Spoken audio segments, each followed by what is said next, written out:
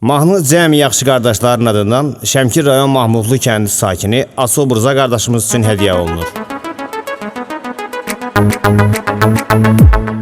Adı Rza ürəyimizin parasan, Seyid qaqam gözümüzün aqarasan.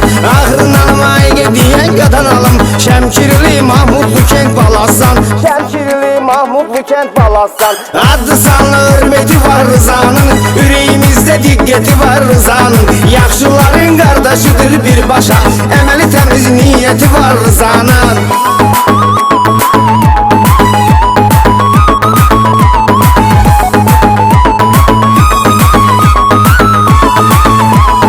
Azərbaycanımın gələn sedasan, sən ürəksən, ürəklərdə olasan. Doğru olan düz istiqamətlisən, 57 Şəmkirimin balasan. 57 Şəmkirimin balasan. Sənə kömək olsun o yaradan Rza, səndə cəm olub ədəbərkən Rza.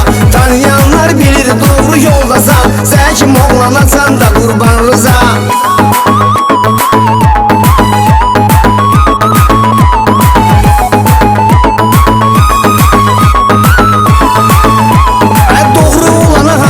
Nəzarəti, Kərbəlayını unutmarıq biz geti.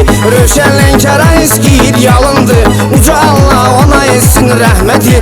Uca Allah ona etsin rəhməti. Gözəl arzu dileğimizdədir Rövşən, Haqqa olan gərəyimizdədir Rövşən. Canıyev Rövşəni unutmarıq biz, o ölməyib ürəyimizdədir Rövşən.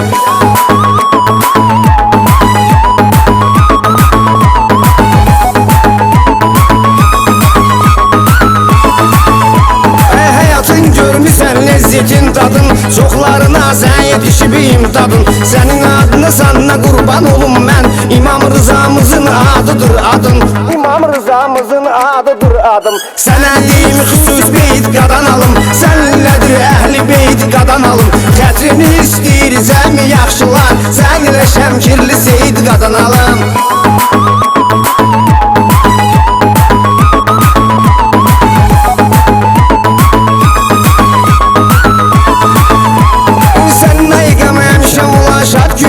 Həyatda xoş mənalı abad günün, Vaxtı çatdı səni təbrik eləyərik, Avqustun 4-ü sənin ad günün.